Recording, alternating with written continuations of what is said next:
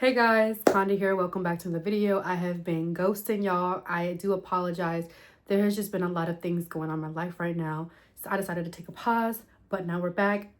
And so today's conversation is, what do you do when you try to reach out for help, but it's not given to you in the way that you need it? Like, what are the steps? How do I actually get over that and not feel so rejected? Okay.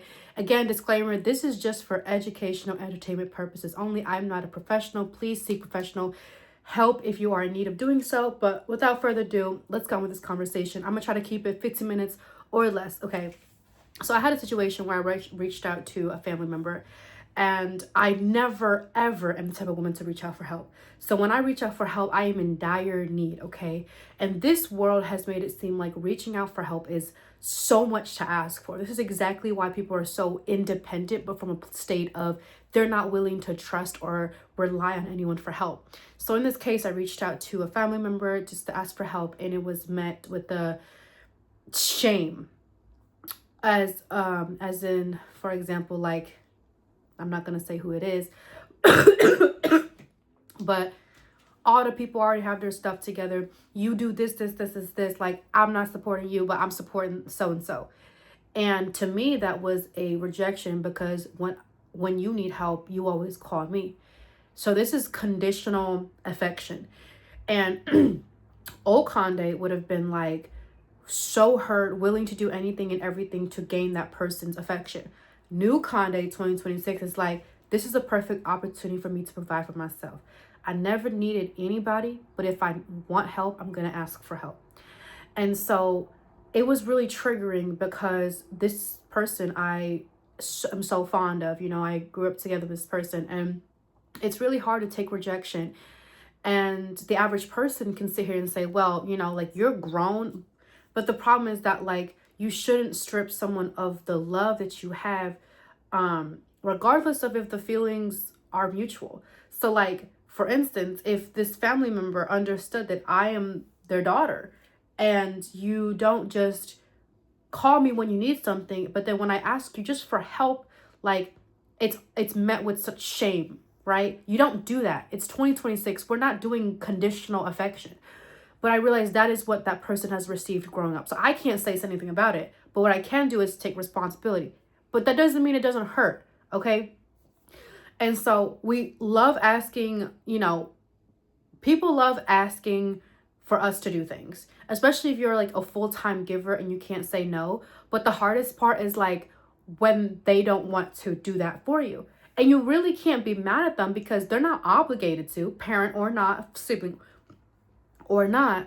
But I'm also not going to extend myself. Conde back then used to do anything. I mean, break her own back for someone to see her. But when a need isn't met, okay, at a young age, when you grow up, you have no self-worth. So in a case, like, if you have father issues, right?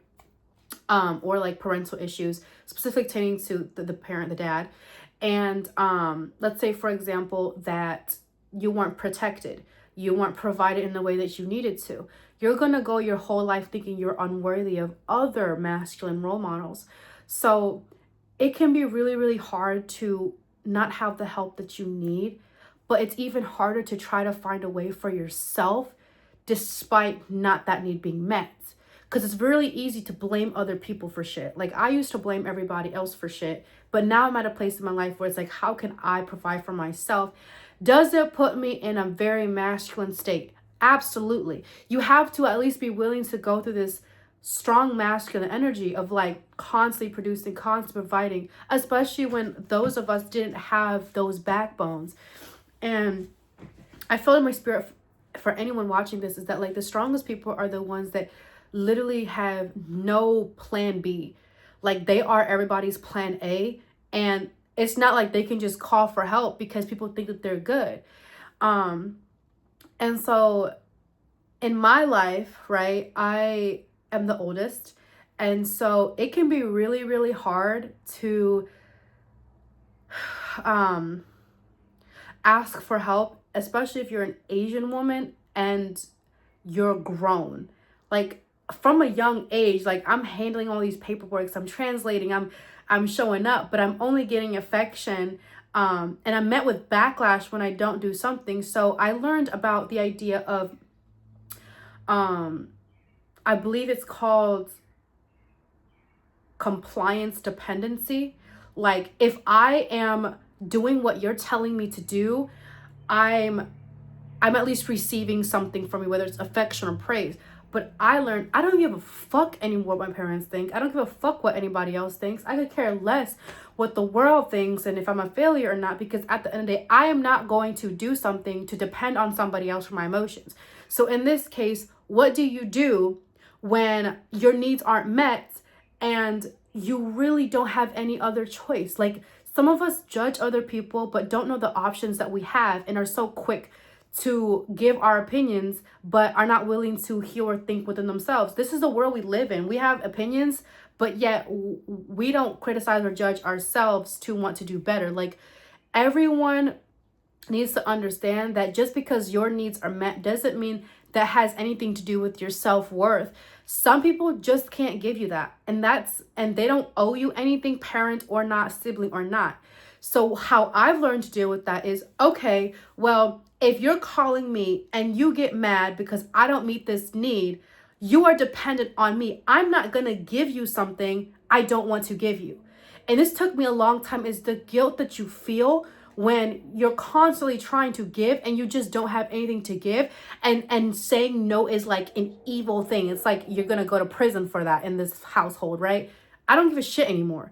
And I feel like I have to also say this as well, is no one is perfect and no one owes you anything, parent or not, sibling or not, to fill your need.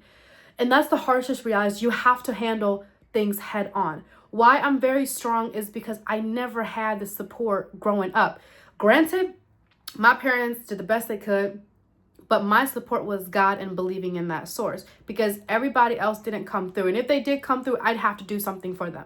So growing up in a transactional based relationship where someone is always dependent on me to show up, and when I don't show up, I'm met with shame and guilt, that is toxic.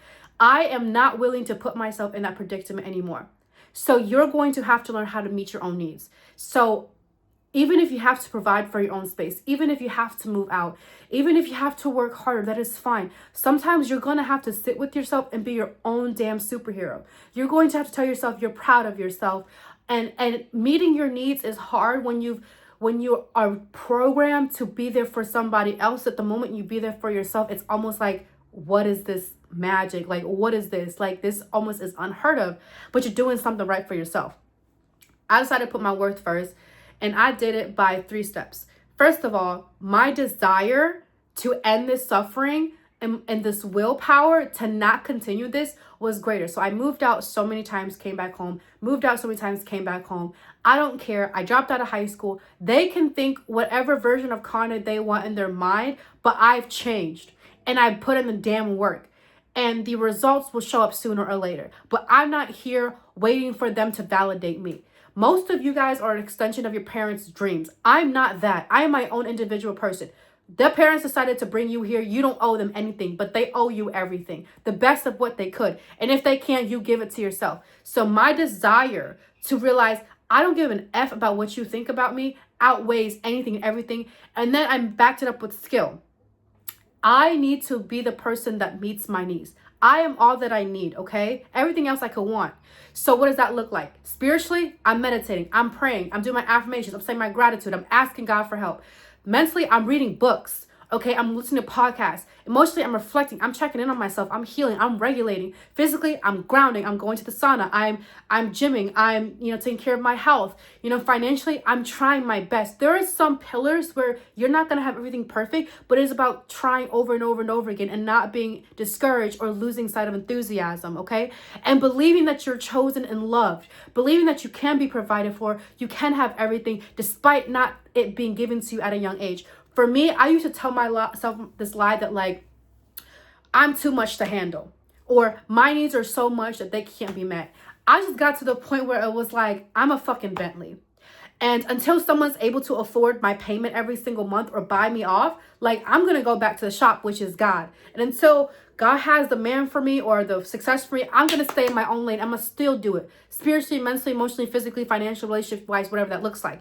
Meeting your own needs is hard when you've been rejected and abandoned over and over and over again. And the fact that you have to have the confidence to see your worth despite being rejected, despite being abandoned over and over again, that is confidence, okay? So meeting this need that you have and taking ownership despite people not giving to you, that is the hardest part, is telling yourself you're worthy of your needs met.